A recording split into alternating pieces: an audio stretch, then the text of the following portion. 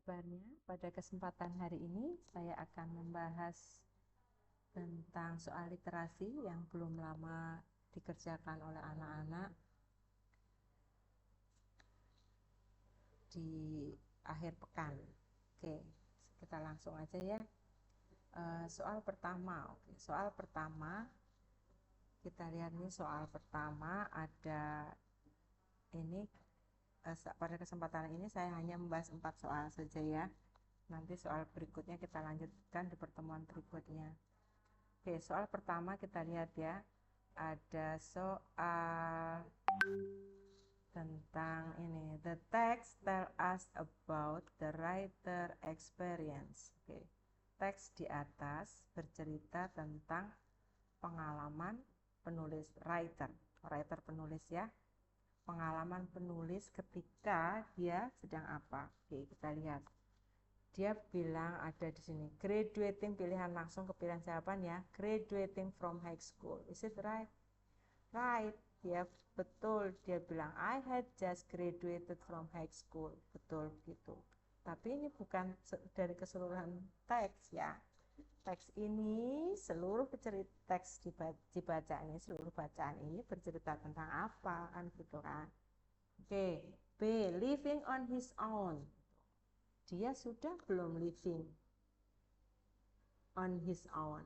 Ini ada kalimat di paragraf pertama ya, ada kalimat so living on my own in Yogyakarta was going to be a new experience for me. Jadi baru akan jadi pengalaman baru. Berarti kan belum dikerjakan, ya kan?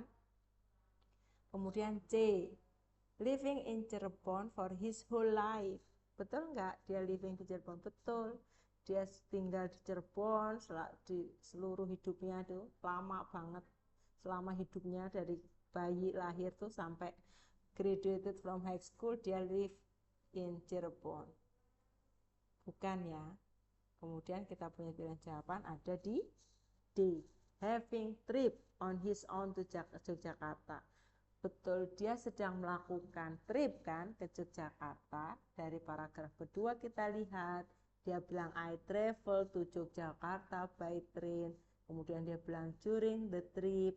Nah, dua paragraf ini sudah menunjukkan bahwa teks bacaan di atas ini bercerita tentang tripnya, perjalanan penulis itu menuju Yogyakarta. Oke, ada di D jawabannya. Oke, kita next ya. Soal kedua, what did the writer do on the train? Nah, apa yang dikerjakan penulis di train? Ya, fokusnya lihat train. Jadi kamu lihat tuh, nggak usah lihat ke atas mungkin ya. Kalau menurut saya, kamu langsung aja ke poinnya. Yang dia lakukan di train. Ada kalimat ini di sini. During the trip, berarti jelas ya. Selama perjalanan di mana dia? Selama perjalanan di train, karena dia bilang, aku travel to Yogyakarta by train. Ya, jadi kan yang dia lakukan saja, fokusmu ada di apa yang dia lakukan di kereta api. Dan untuk pilihan soal seperti ini berarti kamu boleh memilih memasukkan dua jawaban yang benar menurutmu. Oke, kita lihat ada I listen to music. Ada nggak listen to music di situ? Ada. You listen to the song. Kemudian and enjoy the ride. Sudah. Dan menikmati perjalanan. Berarti ini ada kalimat enjoy history. Oke, sudah dapat ya jawabannya. Nomor 2. Oke, next ke nomor 3.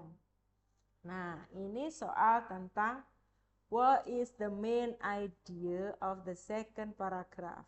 Oke, ide pokok dari paragraf kedua. Berarti yang kita amati adalah paragraf kedua ini, ya kan? Paragraf kedua ini ada apa di situ? Oke, kita lihat ya. Dia bilang I travel to Yogyakarta by train. Betul, dia travel ke Yogyakarta by train, betul kan? Terus dia bilang kan, before arriving at the station, I wasn't sure. Berarti dia nggak yakin. How to check in.